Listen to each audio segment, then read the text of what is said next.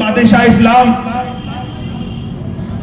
عطائے حضور امین شریعت فیضان حضور شمس الاولیاء مفتی اعظم برار حضرت علامہ مولانا الحاج شاہ مفتی حفیظ اللہ صاحب قاضی کو آپ کی سماعت کے حوالے کر دوں. حضرت کا استقبال نعروں کی گون میں کیا جائے. نعرہ تکبیر، نعرہ رسالت، مسلک اعلی حضرت. پیچھے والے کب بولیں گے؟ جلسہ ختم ہونے کے بعد. ہاتھوں کو ہوا میں لے کر کے نعرہ تکبیر، نعرہ رسالت. مفتی اعظم برار، مفتی اعظم برار، خلیفہ حضور بادشاہ اسلام، شہزادہ حضور فاتح پیکرام. نعرہ تکبیر، نعرہ رسالت.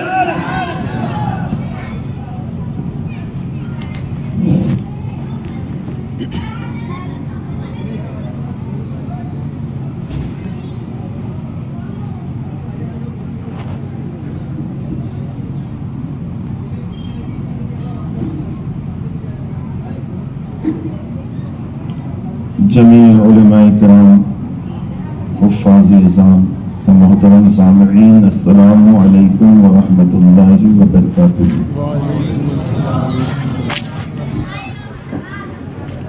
میں آپ سے پرخلوص گزارش یہ کروں گا، جائز اور ناجائز کے فتویٰ دینے کے لیے نہیں، مگر اتنا ہی کہ صاحب آپ اپنے موبائل کو جیب میں رکھ دیجئے اور ذہن کے دریچوں کو کھلا رکھیے.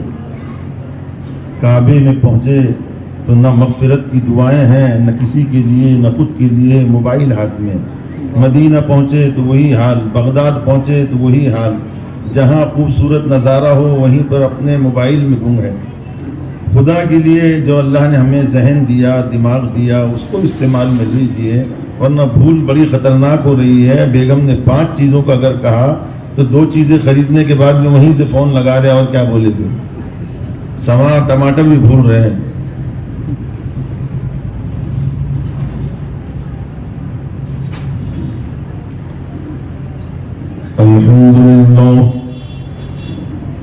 الحمد لله وحده والصلاة والسلام على من لا نبي بعده.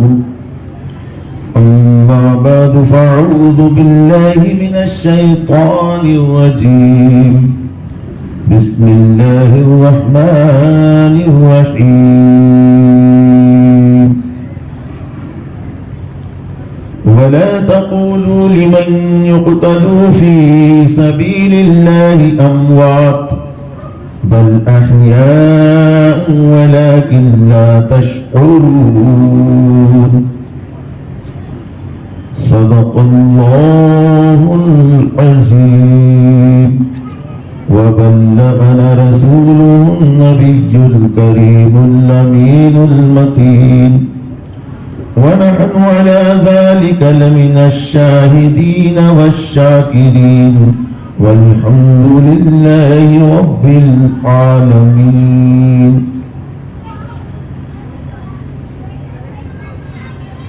مجھ سے پوچھ رہو،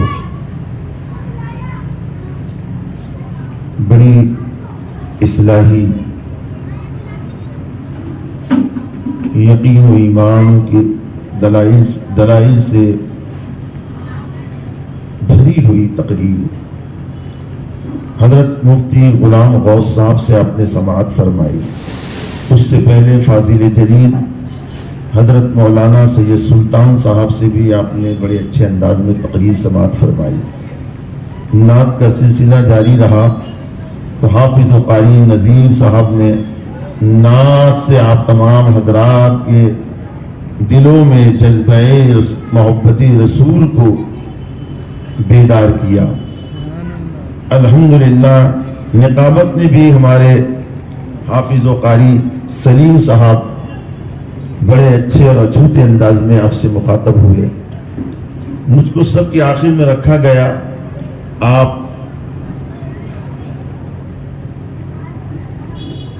وقت کی نزاکتوں کو میں سمجھ رہا ہوں، مجھے تھوڑی دیر آپ برداشت کریں. میری پہلی گزارش یہ ہے کہ محافل اہل سنت کے مطابق عقیدت و محبت میں جھوم کر درود و سلام کا نذرانہ پیش فرمائیں. اللهم صل على سيدنا ومولانا محمد معدن الجود والكرم وآلہ وبارک وسلم۔ آج کی کانفرنس کا عنوان یہ تھا، دو نکاتی تھی، ایک تو شہدائے احد اور دوسرا نقطہ یہ تھا اصلاح معاشرہ۔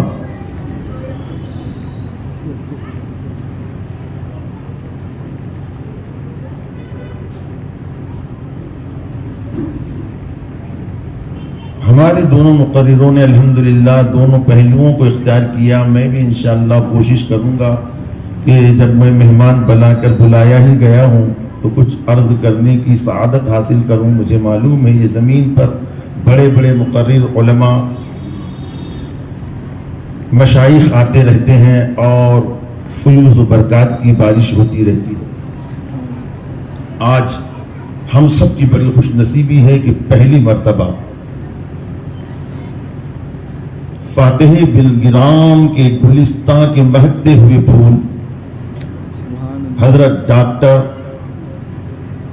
سید بادشاہ میاں قبلہ مدظ اللہ نورانی جلوہ فروز ہوئے۔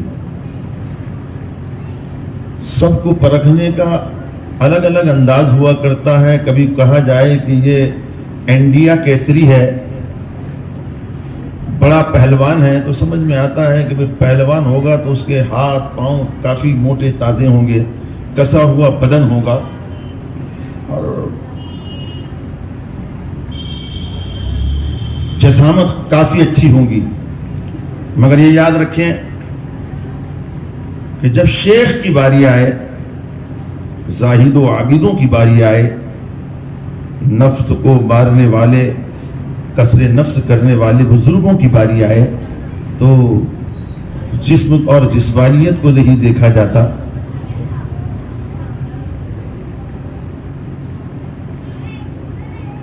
جو اللہ اور رسول سے محبت کرتے ہیں ان کے بدن پہ گوشت نہیں ٹھہرتا ہے، وہ نحیف سے نظر آتے ہیں۔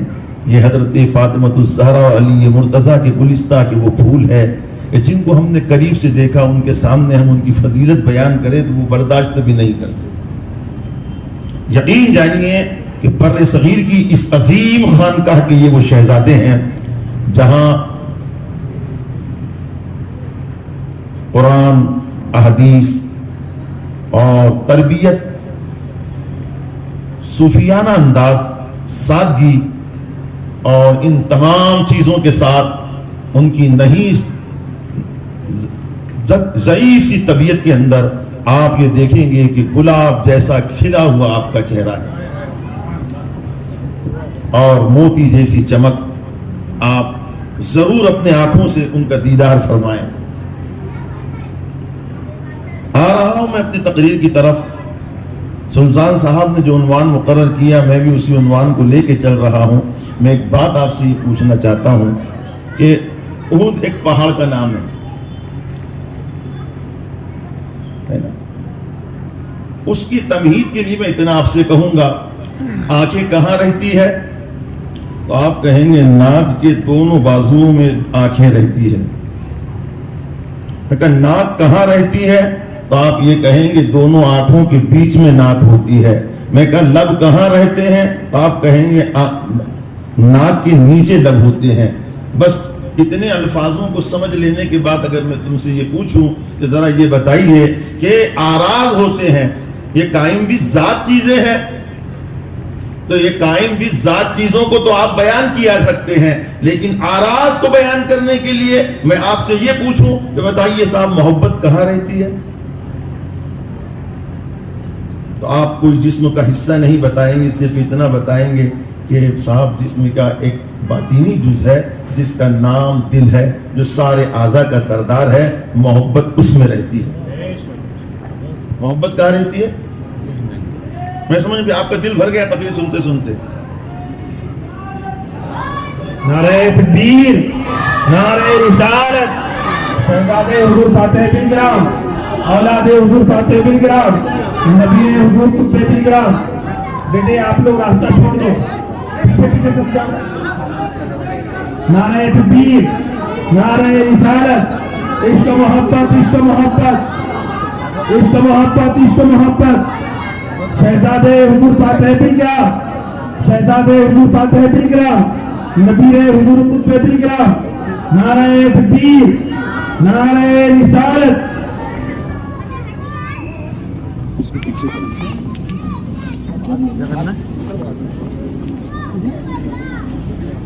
इधर उठा लो, नहीं उधर बैठिए आप, ये माइक हटा लो। अरे उस पे हजरत उस पे नहीं मैं खड़े हजरत कोई हम सरकार इधर बैठिए, आप बचो वो आपका जगह दे आप पूरा सलीम भाई सेट कर दो।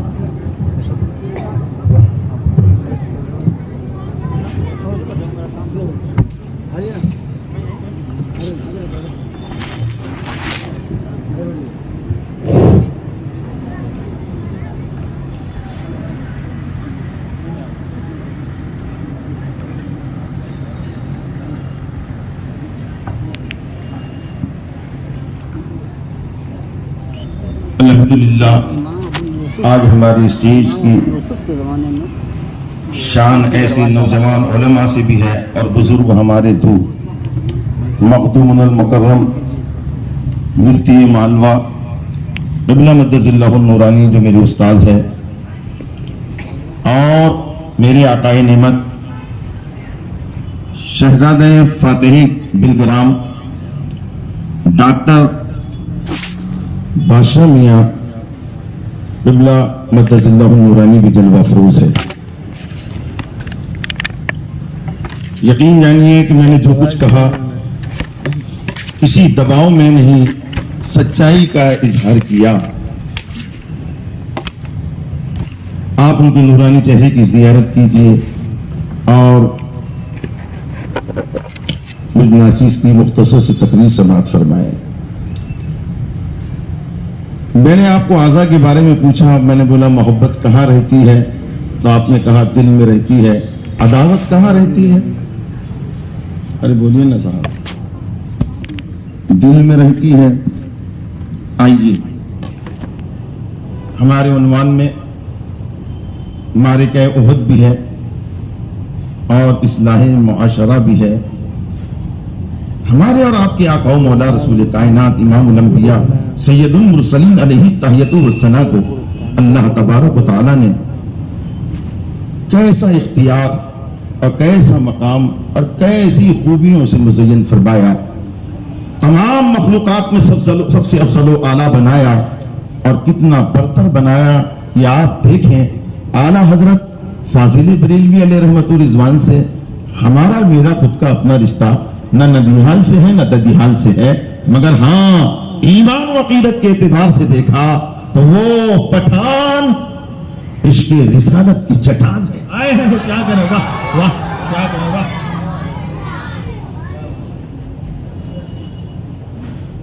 उनकी खूबियां जो हम आप बयान करते हैं अपने बाप दादाओं की खूबियां नहीं बयान करने के लिए खड़े हुए हैं। अल्लाह तबारक व तआला उसके रसूल मुकर्रम और उसके चाहने वालों की अगर कोई अपना भला चाहता है उसे चाहे जिसको खुदा चाहता है। आइए मैं बता रहा था ये बात कि ओहद की बात चल रही है। मेरे प्यारे पैगंबर सल्लल्लाहु अलैहि वसल्लम सहाबा के साथ चलने लगे।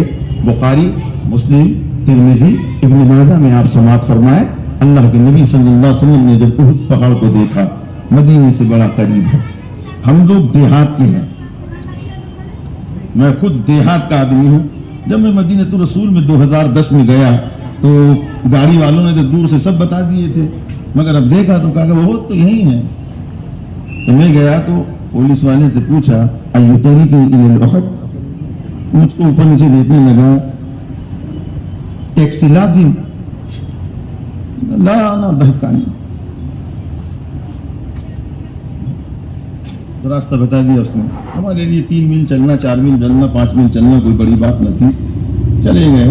बहरहाल हुजूर सल्लल्लाहु अलैहि वसल्लम ने ये इरशाद फरमाया हाज़ा जबल उहद युहिब्बुना व नुहिब्बुहु।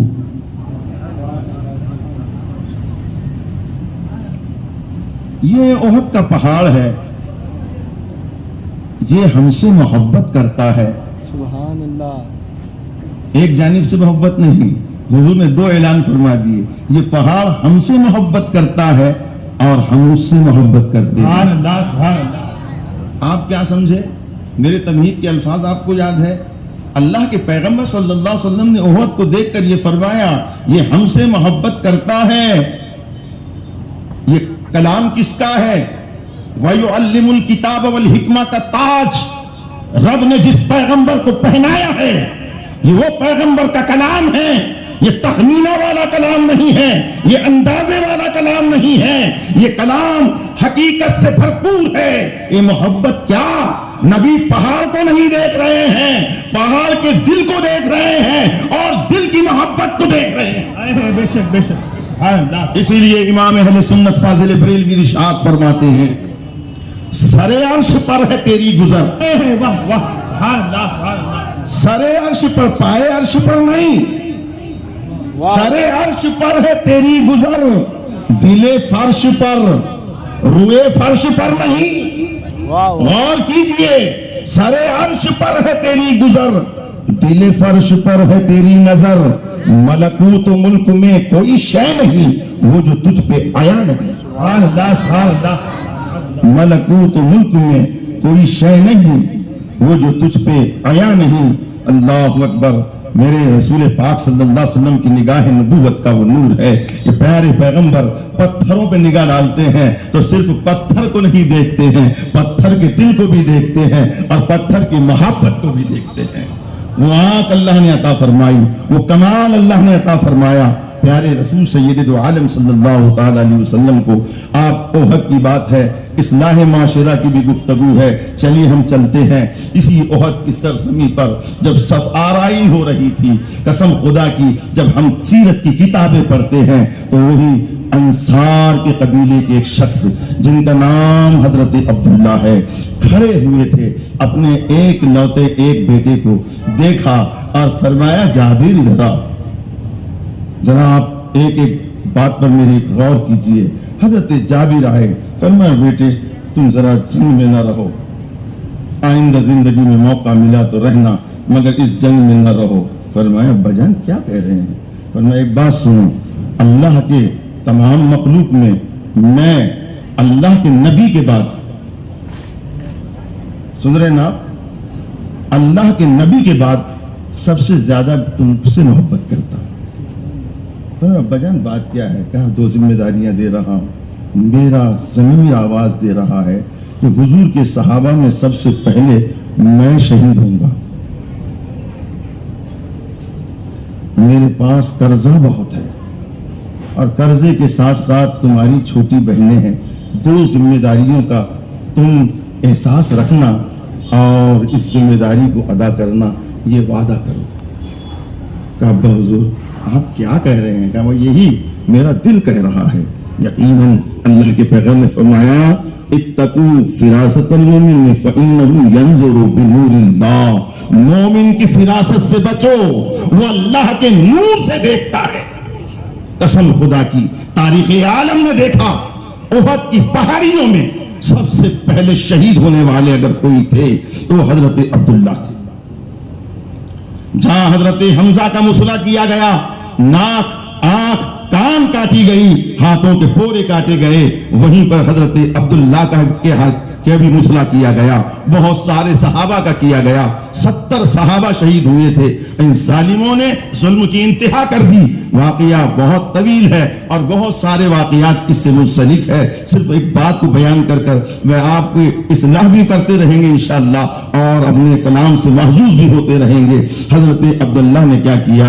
हजरत अब्दुल्ला बड़े परेशान थे, बागात तो बहुत थे मगर कर्ज की परेशानियां लाहिक थी। जब एक मैदान में, जब एक गज़वे में हुजूर सय्यद आलम सल्लल्लाहु अलैहि वसल्लम के साथ चलने लगे तो बड़े गमगीन थे और साथ में घर के अंदर यह हालत थी कि सवारी बड़ी कमजोर थी, ऊंट बड़ा लागिर था, सबसे पीछे आप रह गए। सरकार भी पीछे से पूरा मुआयना फरमाते। अल्लाह के रसूल सल्लल्लाहु अलैहि वसल्लम की सवारी गो तेज थी लेकिन सब पीछे से सहाबा को देख रहे थे। तो हजरत अब्दुल्ला को حضرت جابر کو بہت پیچھے دیکھا.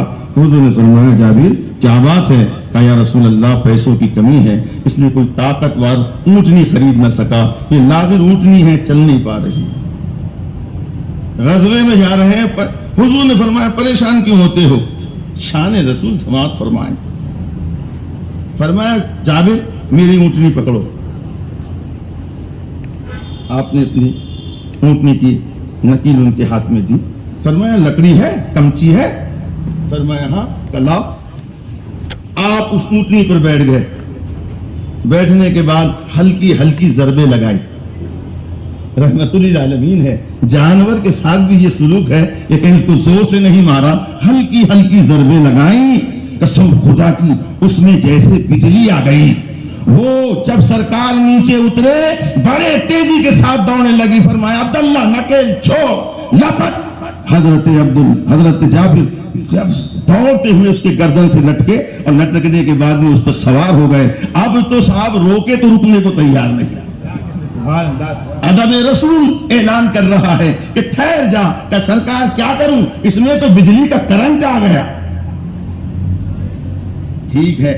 وہاں سے جب غزوہ ہوا سرکار لوٹے تو لوٹ کے ٹائم پر جوانوں کی سرکار کا انداز کلام کیا کہنا, کیونکہ جوان وہی باتوں کی طرف توجہ رکھتے ہیں. بات کرنے کا انداز نبی سے سیکھو. میرے پیارے پیغمبر صلی اللہ تعالی علیہ وسلم نے حضرت جابر کو دیکھا تو فرمایا, کیونکہ جوان دو ہی باتیں, ایک تو شادی کا خیال آتا ہے اس کو, یا تو کمائی کا, اسی دونوں چیزوں کے اندر ہی رہتا ہے. حضور نے فرمایا جابر شادی کر لیے ہو؟ فرمایا ہاں یا رسول اللہ شادی کر لیا ہوں. سرکار نے فرمایا کیا کنواری لڑکی سے کیے ہو یا شادی شدہ؟ فرمایا یا رسول اللہ میں نے شادی شدہ خاتون سے شادی کیا ہے. فرمایا کیوں؟ کیا اچھا ہوتا کہ تم کنواری سے شادی کرتے, تمہاری عمر بھی کم ہے. فرمایا یا رسول اللہ احد کا معاملہ تھا, ابا جان نے بڑی ذمہ داری تھی, ایک دو بہنیں نہیں بلکہ 9 بہنیں چھوڑی ہے, اور وہ اس قابل نہیں ہے کہ گھر کے کام کاج سنبھال سکے. تو میں نے سوچا کہ گھر کے کو سنبھالنے کے لیے کوئی تجربہ والی خاتون چاہیے. میرے بہن کی عمر کی لڑکی سے اگر میں شادی کرتا یہ جھگڑتی لڑتی اور گھر کا نظام درہم برہم ہو جاتا, اس لیے پرروک خاتون سے شادی کیا تاکہ میرے گھر کا نظام درست رہے. پیارے پیغمبر صلی اللہ علیہ وسلم نے یہ تربیت یافتہ صحابہ کرام کو دیکھا تو بڑے خوشی کا اظہار فرمایا. کسی لیے تو پیغمبروں کو تربیت رسول حاصل تھی, اس لیے پیغمبر صلی اللہ علیہ وسلم نے ایک دو نہیں 1 لاکھ سے زیادہ صحابہ کے بارے میں فرمایا اصحابی النجوم بأیہم اقتدیتم اہتدیتم. میرے صحابہ ستاروں کی طرح ہیں, ان میں سے تم جس کی پیروی کرو گے ہدایت پاؤ گے. سبحان اللہ سبحان اللہ. یہی وہ مقام ہے, یہی وہ جگہ ہے. کہ کسی نے کہا بڑی اچھی بات, منزل کا کچھ پتا نہیں جائے کہاں یہ راستہ. منزل کا کچھ پتا نہیں جائے کہاں یہ راستہ, چلتے ہیں بس قدم قدم نقشے قدم کو دیکھ کر. کس کا شعر ہے مجھ کو نہیں معلوم, مگر اچھا لگا میں نے پڑھ لیا. میں نے بولا چلو میرے امام کے شعر کو بھی دیکھیں گے. یہ تو ایسا ہی شعر ہے یقین جانیے کہ جنگل کے شعر بھی اس سے کانپتے ہیں اپنے مفہوم کے اعتبار سے. شاعر نے کہا تھا منزل کا کچھ منزل کا کچھ نہیں پتا جائے کہاں یہ راستہ, مگر حق آگاہ شریعت کے رموز سے واقف تو طریقت کی راہیں بھی اس کے لیے آسان. دل و دماغ محبت رسول سے معمور تو معرفت اور حقیقت کے راہوں سے بھی واقف. انہوں نے یہ نہیں کہا کہ منزل کے نہیں کچھ پتا جائے کہاں یہ راستہ. یہ حق آگاہ آواز دیتا ہے تیرے غلاموں کا نقشے قدم ہے راہ خدا. کیا کہنے, واہ واہ واہ اللہ. تیرے غلاموں کا نقشے قدم ہے راہ خدا, وہ کیا بہک سکے جو یہ سراغ لے کے چلے. سبحان اللہ سبحان. نعرہ تکبیر, نعرہ رسالت, خلیفہ حضور بادشاہ اسلام مفتی اعظم برار. بہنوں کا یہ خیال, باپ کے کہنے پر آج ہمارے معاشرے میں ماں باپ کا انتقال ہونے کے بعد بیٹیوں کا میکہ ختم ہو جاتا. ان کو آنا گویا ایسا لگتا کہ اب بھابھی کی امال کھا رہے ہیں, اپنے بھائی کا نہیں. ان کے لیے 4 دن بھی گزارنا مشکل ہو جاتا. یہ اپنے معاشرے کی تنگ خیالی کا ہمارے پاس علاج یہ ہے کہ دیکھا اپنی زندگی کو داؤ پہ لگا دیا. یہ صحابی رسول پہلے پیغمبر کی تربیت سے ہم کو ایک اعلان دے رہے ہیں, ایک ہمارے لیے ایک روشن مینار قائم کر رہے ہیں, اور اسی پر چل کر ہم اپنی زندگی کو پرنور بنا سکتے ہیں. آئیے آپ کا یہ معاملہ, پھر اللہ کے رسول صلی اللہ علیہ وسلم جب اس سے لوٹے, حضور سید عالم صلی اللہ علیہ وسلم دل جمعی کا کتنا خیال کرتے. یہ بھی تو دیکھو اللہ کے پیغمبر صلی اللہ علیہ وسلم ان کے پاس گئے یار کوئی کام کے نہیں, ان کے پاس گئے تو کچھ ادھار بھی دیتے نہیں. ارے خدا کے بندے سب سے تم فائدے حاصل کرنے کے چکر میں ہے, یہ کیوں نہیں ہوتا کہ غریبوں کو فائدہ ہم سے پہنچے؟ آپ اپنے فائدے اور مفاد کو تلاش کرتے ہیں, کبھی یہ سوچا کہ اپنے غریب بھائی بہنیں ہم سے فائدہ حاصل کرے اور خوشی خودی ان کو فائدہ پہنچائے؟ یہ خیال ہمارے ذہنوں سے اڑتا چلا جا رہا ہے, یہ خیال ہمارے ذہنوں میں بس نہیں رہا ہے. دیکھا اللہ کے پیغمبر صلی اللہ علیہ وسلم نے دیکھا تو غمگین دکھے, ہے نا. حضرت جابر غمگین دکھے. حضور نے بڑی اچھی بات کہی, جابر ایک بات بتاؤ, اب تمہارے اونٹ میں تو کرن آ گیا نا, بہت تیز چلنے لگا نا, بیچو گے؟ روایت میں آتا ہے کہ حضرت جابر سوچے کہ سرکار کہے اور میں جیسے چیز انسان کی چیز پسند فرما لے, اس سے بڑھ کر کیا. سرکار سب آپ ہی کا ہے, یہ غلام کی ساری چیزیں آقا ہی کی ہوا کرتی ہے. سرکار نے مسکرا کے فرمایا, جابر ہم فری میں نہیں لیں گے, مفت میں نہیں لیں گے, قیمت بولو. حضور کیا قیمت بولو؟ حضور آپ ہی کہہ دیجیے اور دے دیجیے, پھر آپ کو بغیر اس کے لیے چاہیے. حضور نے فرمایا, جابر 1 درہم.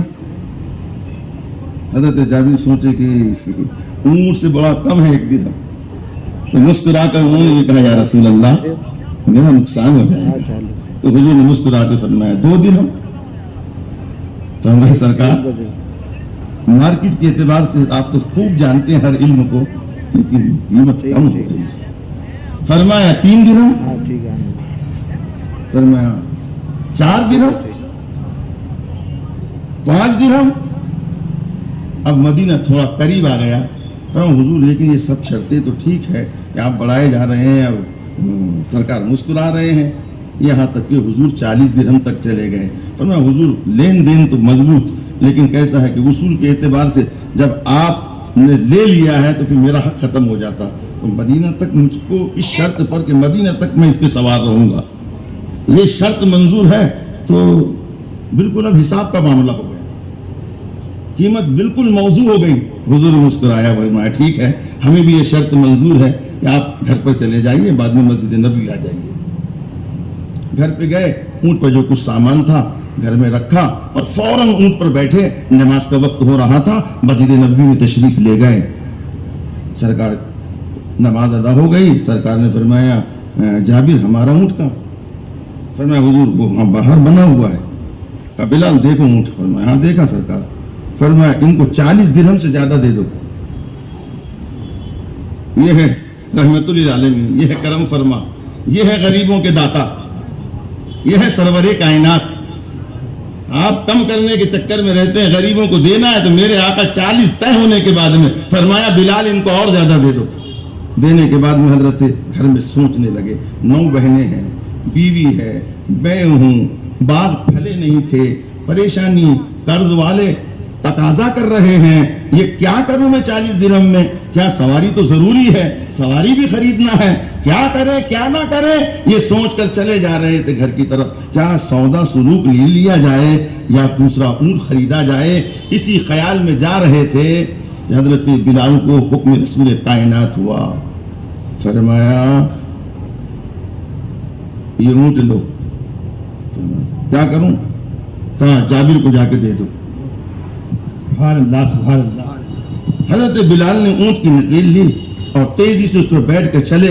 جب انہوں نے دھول اڑتی ہوئی دیکھی, حضرت جابر نے دیکھا بلال آ رہے ہیں اور اونٹ تو میرا ہے. فرمایا شاید حضور نے بیع فسخ کر دی, اسی لیے تو سرکار نے بلال کو بھیجا ہے اونٹ کے ساتھ.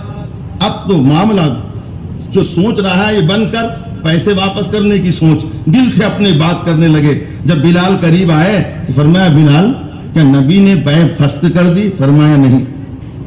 کیا حضور نے پیسے واپس مانگے؟ فرمایا حضور نے کچھ بولے نہیں، بولے یہ لے جا اور جابر کو دے دے، میں تو غلام ہوں، اتنی بحث کہاں کرتا، مجھے میرے آقا کا حکم ہوا، میں نے اونٹ حاضر کر دیا، اب تھا کیا؟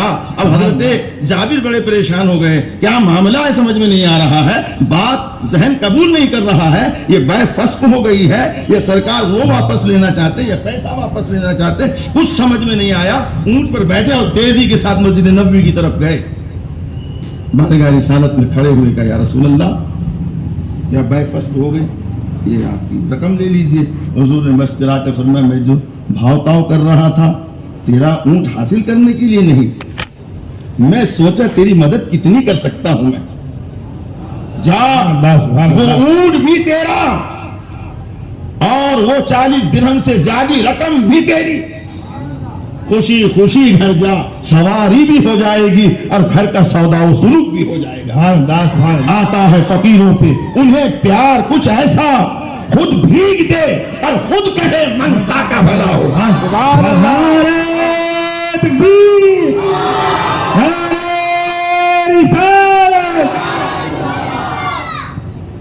اب حضرت جابر رضی اللہ تعالیٰ عنہ بارگاہ رسالت میں فرمایا اب تو خوش ہو جابر؟ فرمایا یا رسول اللہ لیکن 2 باتوں کی وجہ سے وہ بشاشیت نہیں آتی کہ 9 بہنیں ہیں اور یہودیوں کا قرض ہے، بس وہ پریشانی ہمیشہ ستاتی رہتی ہے، وہ پریشانی کو ستاتی رہتی ہے۔ اب حضور نے نور نبوت سے ان کے دل کے تفکر کو دور کرنے کے لیے ایک اچھی سی بحث چھیڑ دی۔ اللہ کے نبی نے فرمایا تمہیں معلوم ہے تمہارے بابا جان کا حال؟ فرمایا یا رسول اللہ آپ ہی نے تو کفن کو نہ سرکانے دیا، آپ ہی نے تو اس چادر کو سرکانے نہ دیا کہ کہیں میرا دل نہ پھٹ جائے اپنے مظلوم باپ کے چہرے کو دیکھ کر جس کو مشرکین نے مسوا کر دیا تھا، مگر ان کے کمال کو تم نے سمجھا، ان کے مقام کو تم نے سمجھا۔ سنو سنو کلما ربہ تفاہا، اللہ نے آج تک کسی میت سے بے حجاب کلام نہیں فرمایا، تمہارے والد ہے کہ اللہ نے بے حجاب ان سے کلام فرمایا۔ حضور نے تو معراج میں بے حجاب اللہ سے کلام فرمایا، آپ نہیں سمجھ رہے کسی میت کی بات کر رہا ہوں۔ یہ حدیث کے الفاظ ہے کلما ربہ کفاہا، کہ ان کے والد نے ان کے رب نے ان سے بے حجاب گفتگو فرمائی۔ اب حضرت جابر تمام تفکرات کو چھوڑ کر پوچھنے لگے یا رسول اللہ بات کیا ہوئی اللہ کے درمیان اور میرے بابا جان کے درمیان؟ حضور نے فرمایا تمہارے والد کو اللہ نے فرمایا تمنا، اے عبداللہ آرزو کر، آرزو کر۔ فرمایا مولا تیری جنت کو دیکھ لیا، کیونکہ شہید ہوتے ہی جنت میں داخل ہو جاتا ہے۔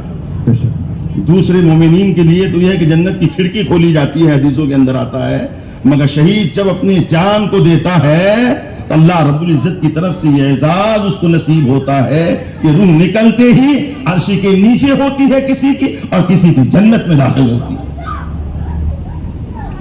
فرمایا اچھا، تو میرے والد نے کہا کہ میں نے مولا تیری جنت کو دیکھا، حوروں کو دیکھا، تمام نعمتوں کو دیکھا، بے مثل بے مثال ہے، مگر خدا بندہ تیرے حبیب کے دیدار کے ساتھ تپتے ہوئے احد کی صحرا میں جب میں تیرے مخالفوں سے لڑ رہا تھا اور تیروں کی بارشوں میں، تلوار کی بارشوں میں جو لذت محسوس ہوئی، تیرے عزت کی قسم، نہ وہ جنت میں مزہ ہے نہ حوران جنت میں مزہ ہے۔ پھر احد کی زمین ہو، تیرے محبوب کے چہرے کا تھر ہو اور میں اسی طرح جان کو فدا کر دوں۔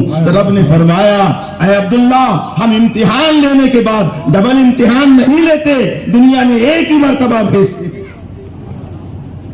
یہ گفتگو سنی تو بڑے خوش ہو گئے کہ ابا جان کے ساتھ ایسی بات ہوئی۔ میں آپ کو ایک بات بتاتا، یہ تو حدیثوں کے اندر ہے، یہ تو تاریخ کی کتابوں میں ہے، یہ تو سیرت کی کتابوں میں ہے، مگر آپ اپنے ذہن کو بالکل بشاش رکھیے اور دریچوں کو کھلا رکھیے۔ یہ بات قبر میں ہو رہی تھی یا کب یہ सर अर्श पर हो रही थी, ये बात जन्नत में हो रही थी, तो फिर मुझे बताओ ना, हुजूर तो मदीने में थे, सुभान अल्लाह, सुभान अल्लाह। ये कब्र में होने वाली बात नबी को कैसे मालूम, अर्श पर होने वाली बात ये नबी को कैसे मालूम।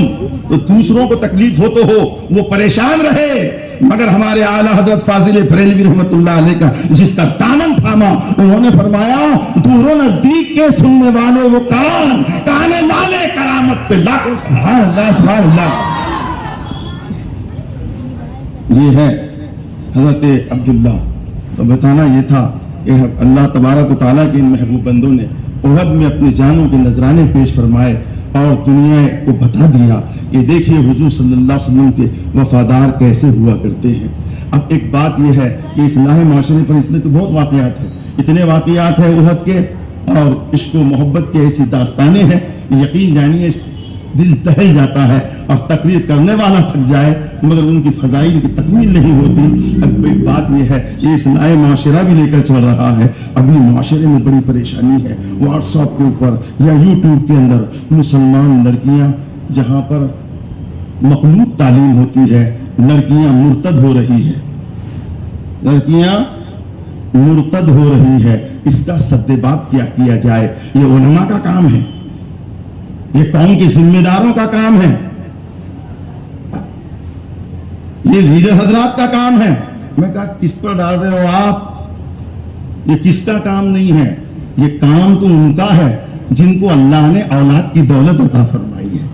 फरमाया कुल्लुकुम राइन कुल्लुकुम नस्अलुन अल्लाह ताला के नबी फरमाते हैं तुम में से हर एक हाकिम जिम्मेदार है और उसको उसकी रियाया के बारे में पूछा जाएगा। आप कौन है, आप क्या है, अपने मर्तबे को नहीं समझे। बड़े प्यारे अंदाज में उन्होंने बताया था कि तू बादशाह है, वो मलिका है। आप सियासत में जाकर एमएलए बनने के चक्कर में है, एमपी बनने के चक्कर में है। अल्लाह तबारक व तआला ने क्या फरमाया, कुरान अजीम को देखिए, बड़ी अच्छी बात फरमाई है ना, और रिजाल कव्वामून अलन निसा, मर्द औरतों पे हाकिम है, अफसर है। अब मुझे आपसे बताना चाहता हूं कि आप तो बादशाह है। बोले कहां के बादशाह हजरत हम।